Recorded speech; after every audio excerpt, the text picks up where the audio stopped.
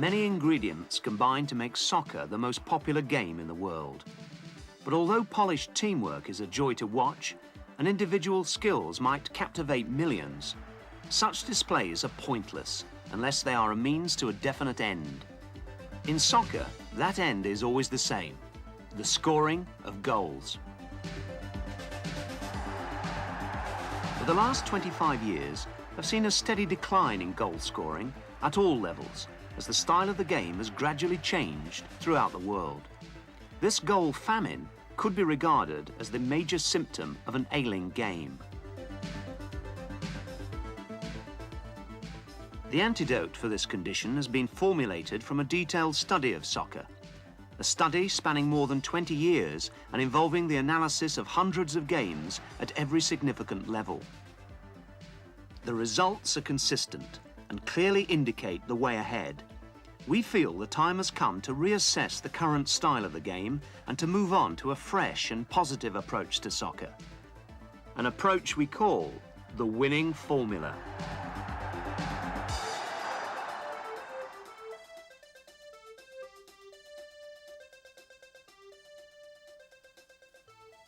Without doubt, the single most important player in a soccer team is the goalkeeper. If his performance is poor, he can lose a match on his own account. If his performance is good, he can improve the confidence of the rest of his team and help to make their performance more assured. Our analysis reveals that a high percentage of goals are scored from set plays and also from crosses.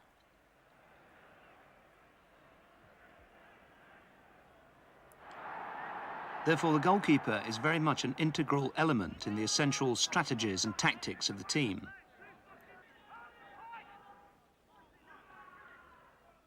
First, let us look at the techniques of goalkeeping.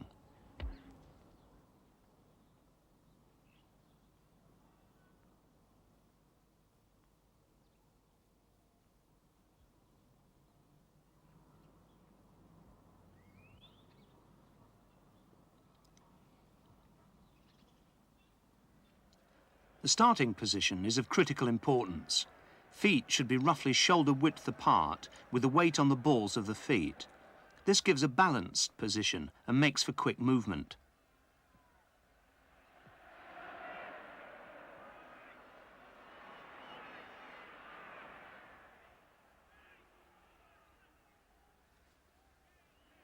Hands should be outside the line of the body at waist height and with the palms open.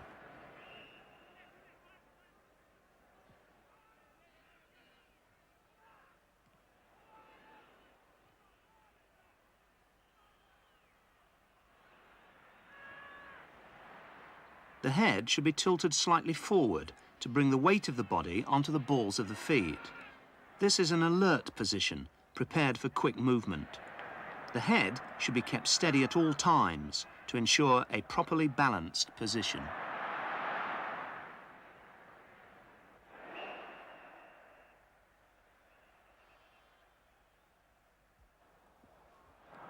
Here the goalkeeper's hands are positioned to take this ball above head height. The hands are positioned to take the ball early to allow for a margin of error. The margin of error is the distance between the hands and the line of the body, or in this case, an extension of the line of the body directly above the head. Allowing the margin of error also enables the goalkeeper to watch the ball into his hands.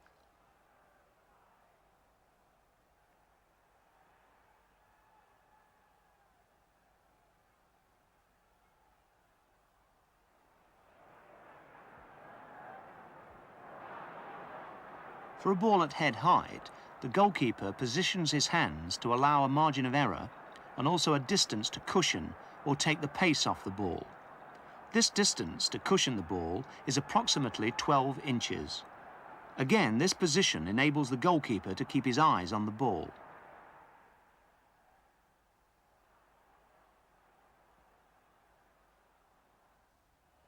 There are two basic techniques for taking a ball at chest height.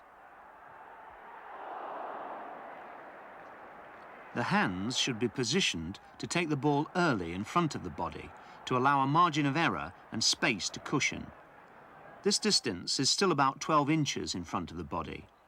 The head is kept steady, and this position allows him to keep his eyes on the ball.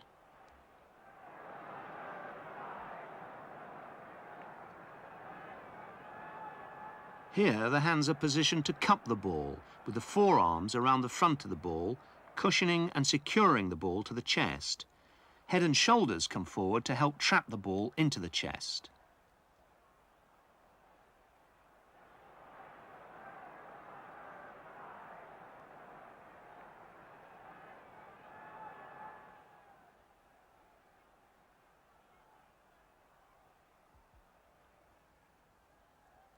To position for a ball at waist height, the goalkeeper places his body in the line of flight of the ball. The palms of the hands face outwards, ready for scooping the ball, with the hands coming underneath and then over the ball to secure it at waist height.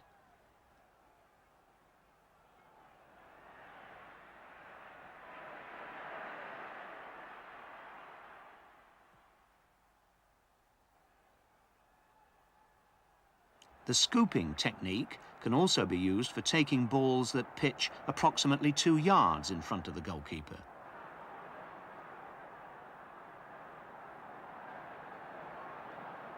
Here, the feet are sideways to the line of the ball, and to prevent the ball from passing between the legs, one knee bends inwards towards the other knee to form what is called the K leg position.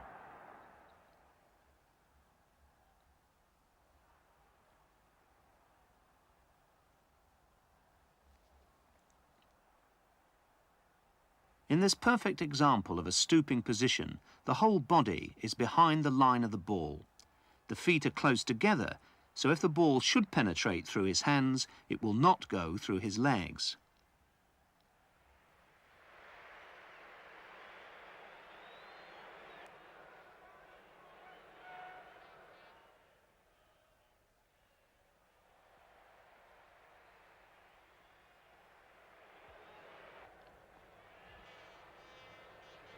Having scooped the ball into the body, the hands should secure the ball to the body. The legs should be placed in a sideways kneeling position in which the knee of one leg is in front of the heel of the other to make it impossible for the ball to go through the legs.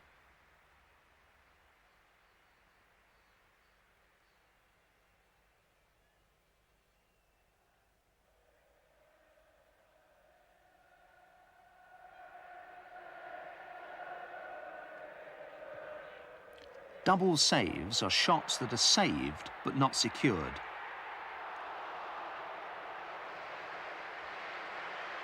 A great number of goals are scored from rebounds off the goalkeeper.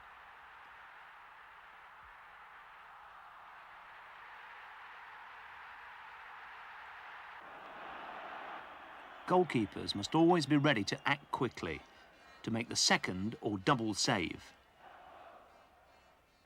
either from shots or crosses.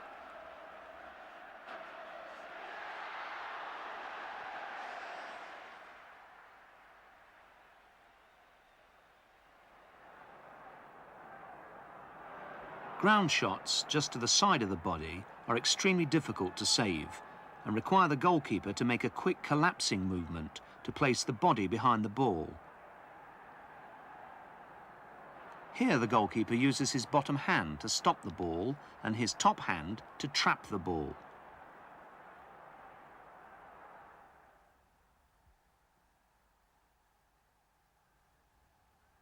Another way of getting down quickly behind a low shot is to allow the body to buckle. For this buckling technique, one knee bends under the body to drop the body quickly to the side and behind the ball, with the hands behind the ball.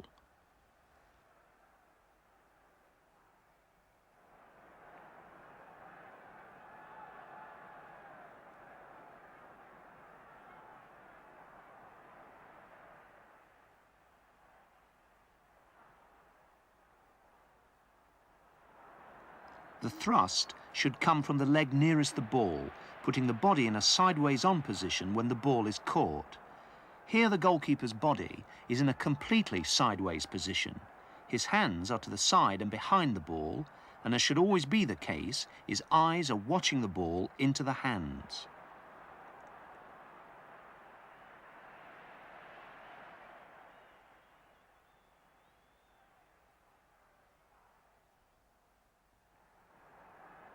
The aim of this technique is to deflect the ball. The body weight should be thrust off one leg to get the body airborne. The goalkeeper makes a sideways movement before thrusting off from his right leg. Contact on the ball should be with flat, open hands to make a firm deflection with the maximum surface. The save should end with a landing on the side of the body, not the stomach. A sideways-on landing will result when the thrust is made off the leg nearest the ball, in this case, the goalkeeper's right leg. If the thrust was made off the foot furthest from the ball, the body would twist in flight, the goalkeeper would lose sight of the ball, and he would land on his stomach.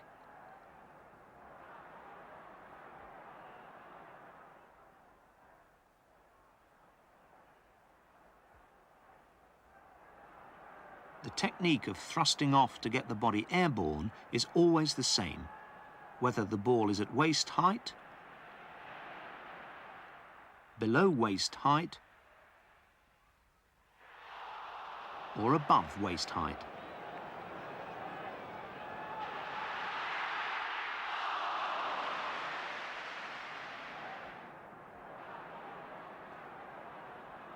The goalkeeper turns in mid-air, trapping the ball between his hands and the ground as he lands.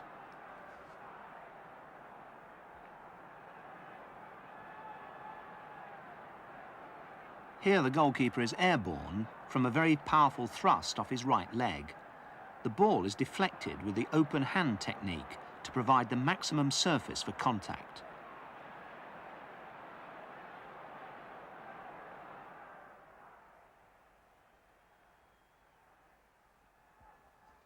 Deflections over the bar are sometimes made with the first hand, that is the hand nearest the ball. And sometimes deflections are made with the second hand, the hand furthest from the ball. In either case, the contact on the ball should be made with the open palm and sometimes with both hands. But in all cases, the palms must be open.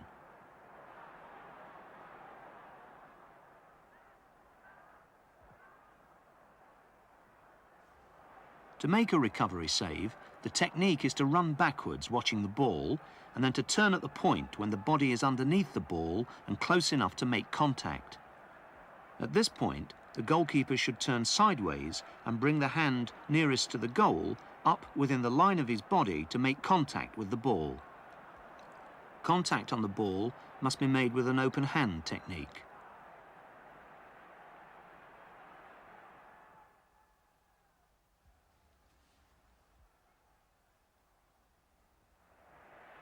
Getting into line means the goalkeeper positioning himself in line between the ball and the midpoint of his goal. He must also adopt a position off his goal line.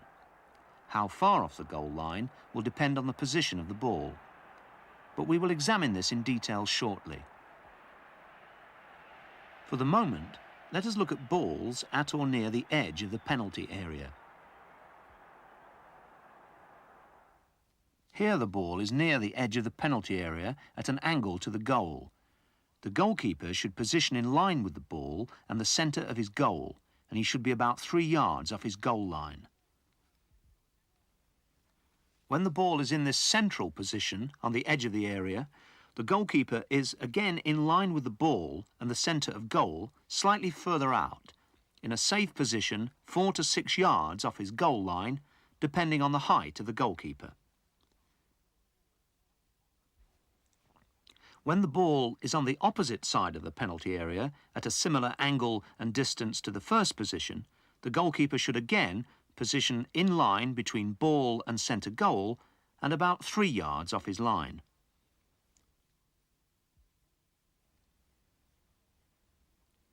To get into these positions, the goalkeeper will need good, fast and technically correct footwork.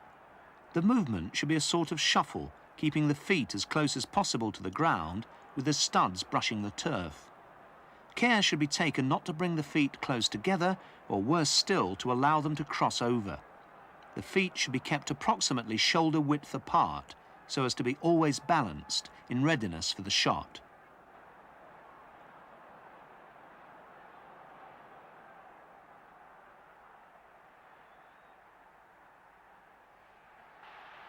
Here is a good example of footwork, angles, distances, and a good blocking save.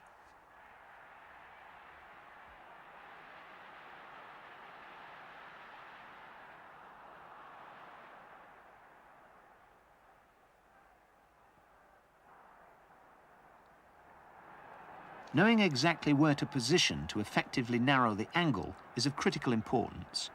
The goalkeeper must adjust his position with confidence and accuracy in direct response to the position of the ball, wherever it may be.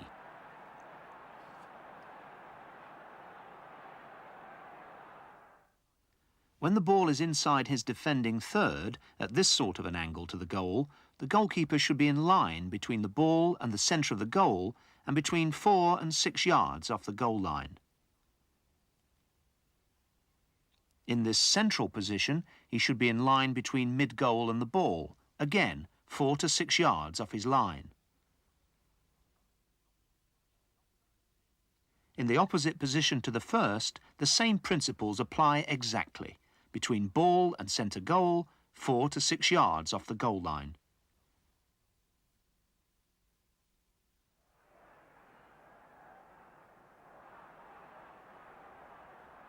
The greater the distance of the ball position from the goal, the greater the importance for the goalkeeper to get his distance off the goal line right. The angle becomes less important, as the distance the ball must travel will allow the goalkeeper time to adjust his angle. In the same way, the nearer the position of the ball to the goal, in the penalty area for example, the more critical becomes the need to be at precisely the correct angle.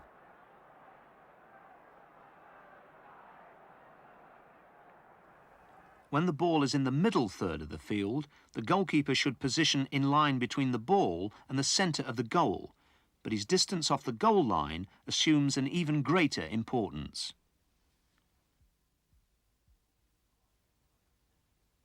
Here the ball is inside the centre circle. The goalkeeper, in line with ball and centre goal, should be between 6 and 12 yards off the goal line. The pitch markings will assist him in judging these distances.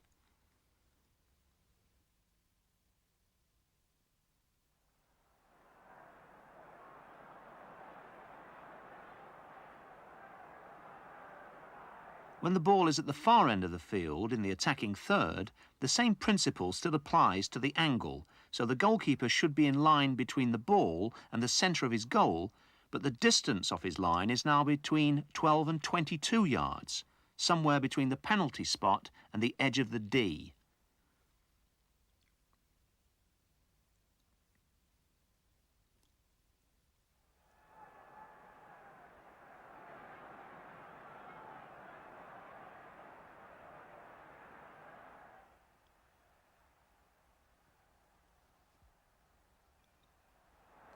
When an attacker breaks clear of the defence, the goalkeeper is in a situation of 1 against 1.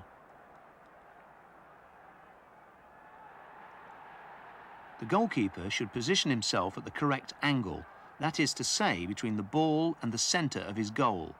He should then advance down that line towards the ball.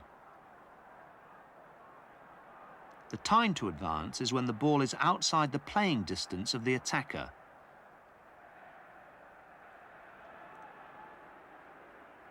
When the ball is within the playing distance of the attacker, or in other words, when he could shoot, the goalkeeper must halt his advance and be perfectly balanced in readiness for a shot.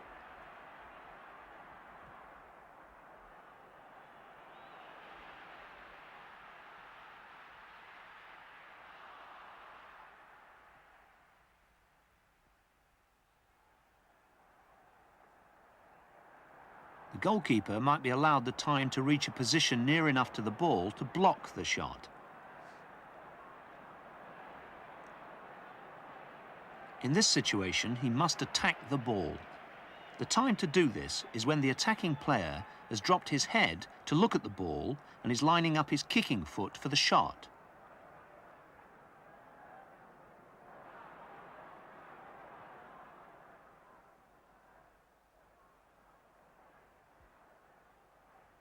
When the attacker intends to dribble past the goalkeeper, he will attempt to change the angle of the ball. To counter this movement, the goalkeeper can employ the technique of spreading. As the attacker moves the ball to a different angle, the goalkeeper, provided he feels confident of taking possession of the ball, should do so by spreading himself across the line of the new angle. If he's in any doubt whether he should spread himself, the goalkeeper should stay on his feet and force the attacking player to make a further movement with the ball.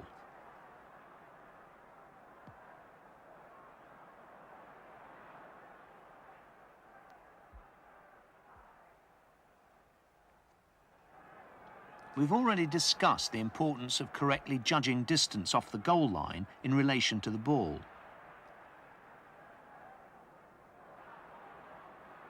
On other occasions, the goalkeeper will need to advance outside the penalty area to defend space at the back of his defence, which may be vulnerable to through passes.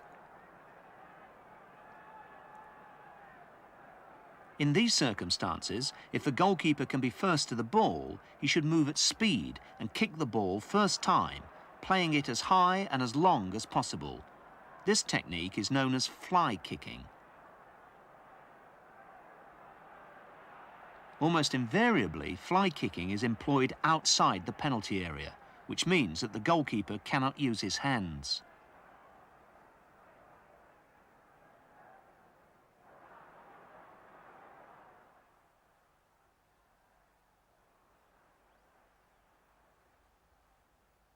The majority of attacks are deflected to the flanks and enter the attacking third of the field in flank positions.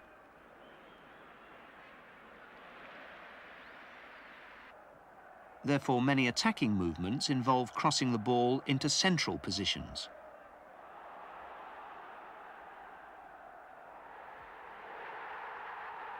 Since the goalkeeper has the great advantage over all other players in being able to use his hands, the part he has to play in dealing with crosses is of paramount importance. For all crosses, it is most important that the goalkeeper positions to allow himself a wide field of vision. Here the goalkeeper has an open stance, allowing him to watch the cross from the right-hand attacking flank and also to see the movements of attacking players on the opposite flank.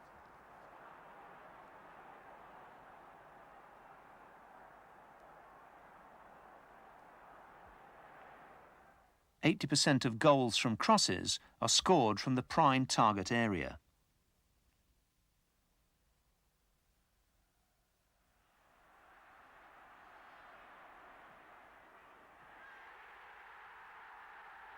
The ball is likely to be crossed from 6 major points.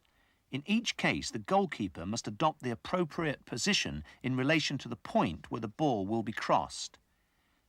Here the ball is in a wide position on the edge of the goalkeeper's defending third of the field. The position of the goalkeeper should be central, but 6 yards out from the goal line. This is a typical example where the distance out from goal is more important than the angle between the ball and the goal. This position places the goalkeeper in the prime target area and greatly increases his chances of dealing with any ball played there from the attacking player with the ball.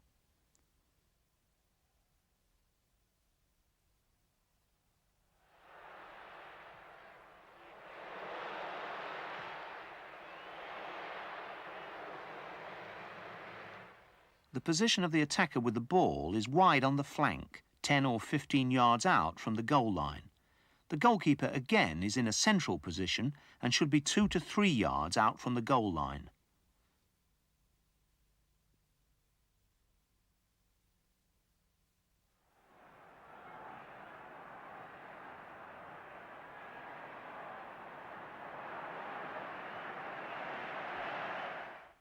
The ball is now about to be crossed from a yard or two from the corner. The goalkeeper retains his central position and should now be roughly 1 yard off his goal line.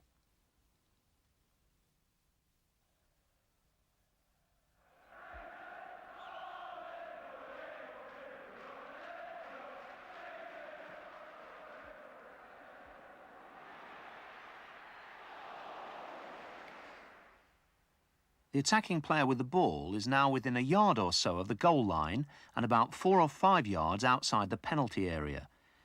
The position of the goalkeeper should now be in the front half of his goal, halfway between the centre of the goal and the near post, which is the post nearest the kicker.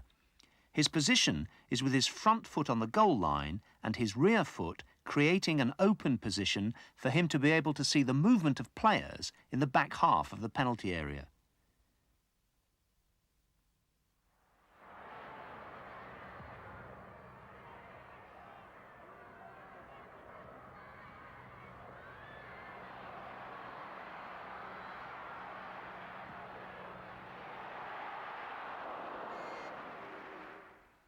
Here the ball is again within a yard or so of the goal line, but this time it is about 2 yards from the 6-yard area. This is the only time the goalkeeper should position level with his near post. In this situation, he should be level with his near post and 1 yard in field, enabling him to touch the post with an outstretched hand.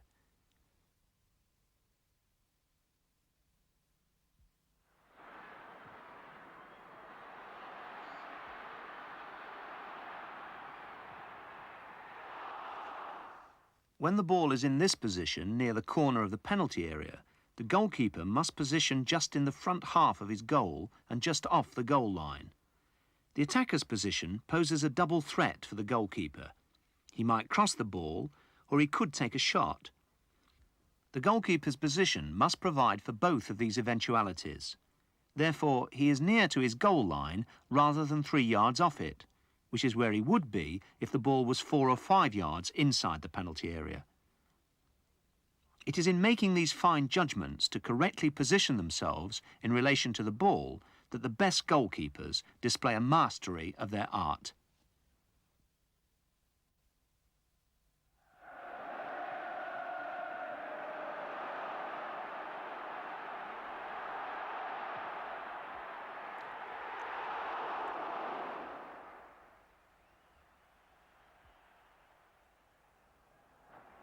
Having positioned himself correctly in relation to the position of the ball, the goalkeeper must delay his next decision until the attacker strikes the ball.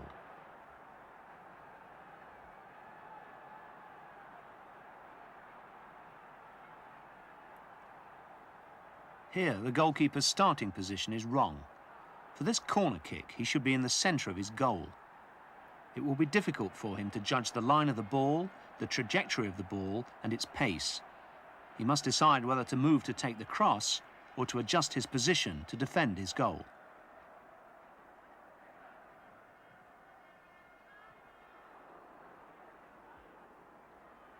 If the decision is to move to take the cross, 2 important considerations must be made.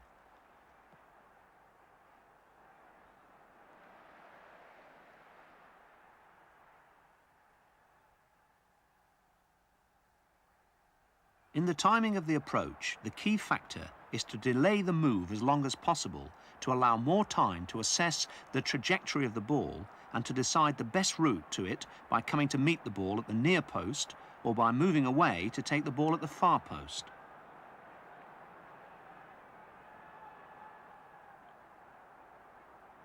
The goalkeeper should move fast, both to position in the line of the ball or across the line of the ball, and also to utilise the body momentum in leaping for the ball and to withstand any physical challenge.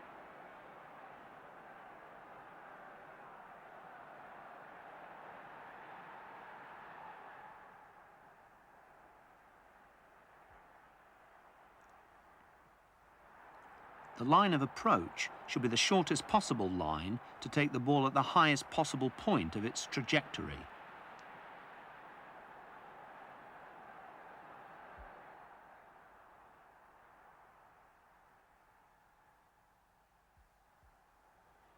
If the goalkeeper comes late and fast, he should take off with 1 foot to gain more height. If the goalkeeper comes too early, he will find himself in a standing position, having to jump for the ball, probably off both feet, reducing the height of his jump.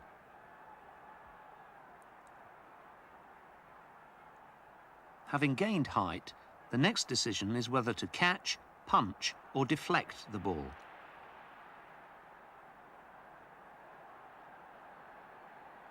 The technique to catch the ball is with the hands to the side and behind the ball.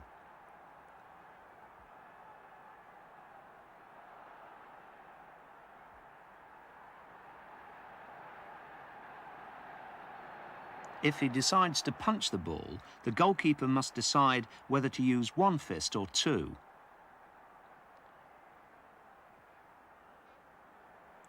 If he decides to use 2 fists, it is essential to punch through the bottom half of the ball to gain height and distance.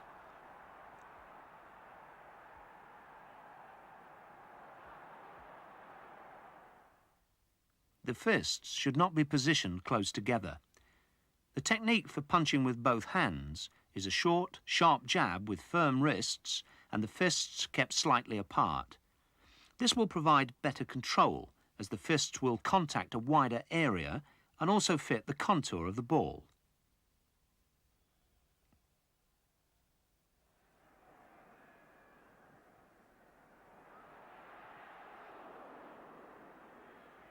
The decision may be to punch the ball with a single fist.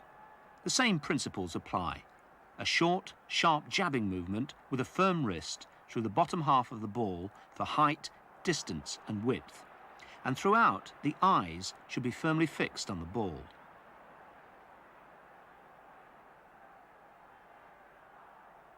If the decision is to deflect the ball, the correct technique is an open-handed contact on the ball to deflect it higher, longer and wider.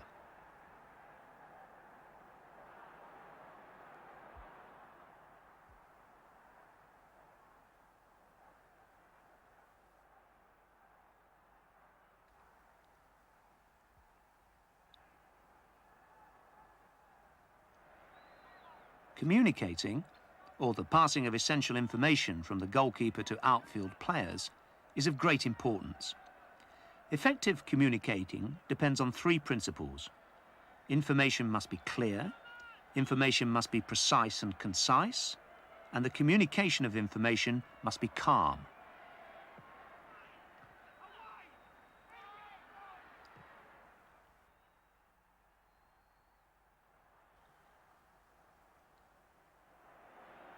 The area of support for the goalkeeper is the distance between himself and the rearmost defender. If this distance is too great, the ball can be played into that area and attackers will have the chance to exploit the space behind the defenders. If the area is too small, the disadvantage is that defending players will be forced to crowd in on the goalkeeper.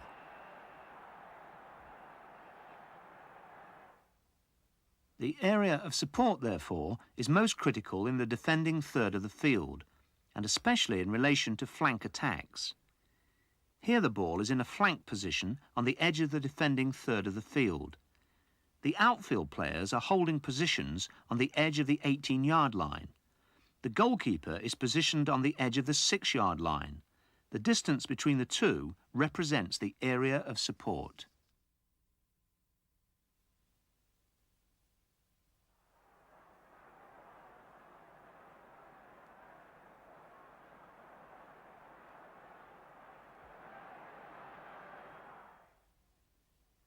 This time, the position of the ball is some 20 yards or so from the goal line and in a wide position.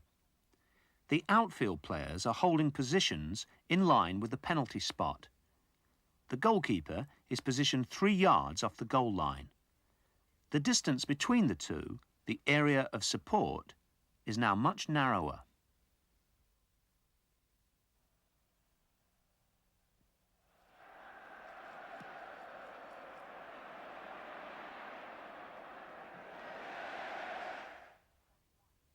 The ball is now in a wide position, 8 or 10 yards from the goal line.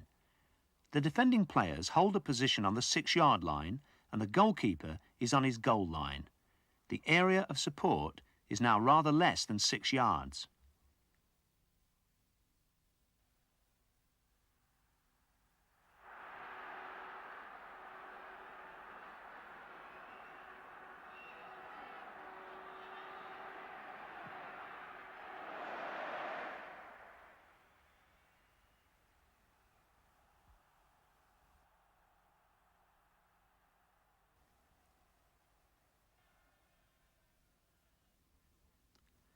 When kicking from hand, the goalkeeper should aim for these target areas. These are difficult areas for the opposition to mark, as they either pull the fullbacks in-field or stretch central defenders wider than they would wish. From these positions, it is also possible to deflect balls into space behind the defence, away from the central defenders. The best type of delivery, whether volley or half-volley, is one that is high enough to clear all of the players en route, but with a low trajectory to give speed in order to deny opposing defenders the time to recover. The goalkeeper should act quickly to get the ball downfield to forward players before the opposition has time to recover. In this way, he will be able to make a valuable contribution to the overall team strategy of direct play.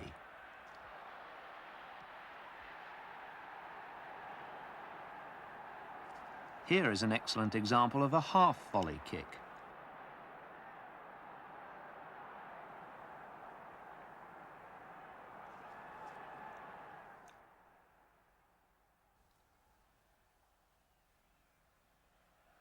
It is sometimes better to throw the ball than to kick, even though less distance will be covered. The advantages are greater speed and greater accuracy.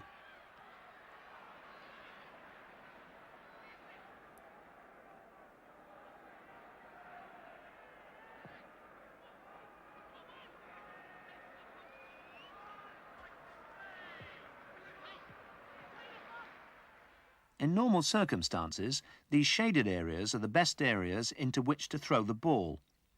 The advantages of these areas are better angles in which to receive the ball, better vision from which to initiate forward play, and safe distances and angles to throw the ball. There are 3 particular types of throw. The overarm throw is best for the longer distances. The technique is an overarm bowling action, and it is important to release the ball at the top of the overarm swing.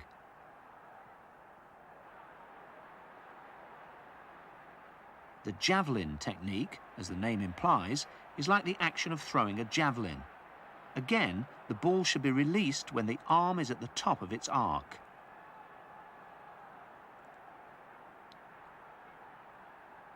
The third type of throw is the underarm technique. This is similar to a 10-pin bowling action.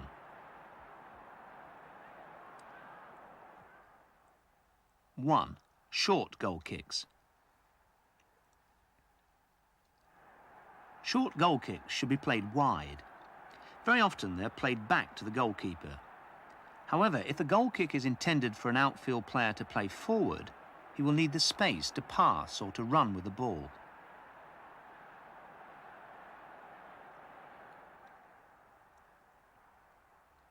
2. Long goal kicks. The technique of long goal kicks is to strike the ball with the laces of the kicking foot. Contact on the ball should be made through the bottom half of the vertical line. The non-kicking foot should be alongside the ball and 6 to 9 inches to the side of the ball. The head should be steady but looking down at the ball.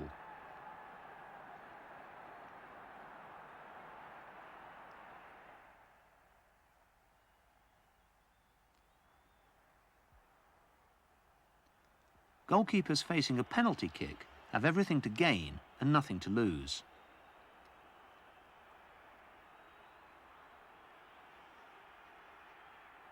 They will certainly lose both composure and concentration if they indulge in protestations to the referee.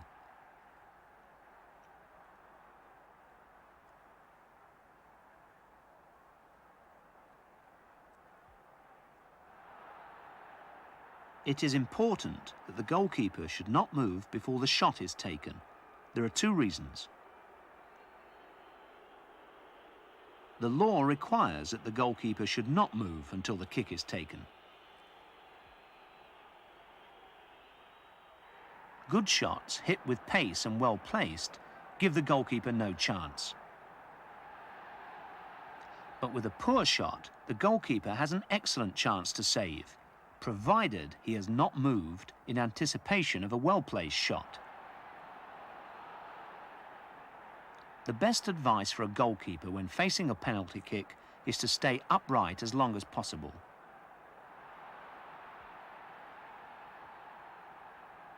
Defenders should support the penalty kick.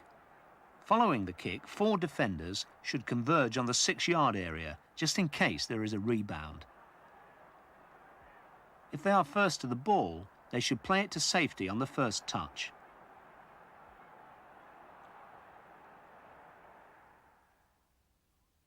The goalkeeper plays a vital part in the strategy of direct play, upon which the winning formula depends for its success. A good positive performance from the goalkeeper can generate confidence and improve the performance of the team. It is no exaggeration to say that the goalkeeper is the single most important player in the team. The irony is that he's always been the most neglected player from both a training and a coaching point of view. Fortunately, a number of countries are now trying to rectify this omission by training specialist goalkeeping coaches. This will certainly be the trend in the future development of coaching, and the Football Association is firmly committed to playing its part in developing and encouraging that trend.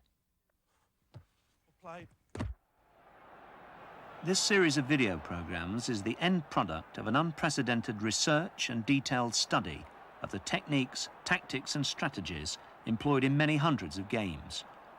The results confirm our belief. There is such a thing as a winning formula. We can only hope that these programmes will help in some way to increase the acceptance and application of the strategy of direct play, which can only improve the quality and enjoyment of this wonderful game.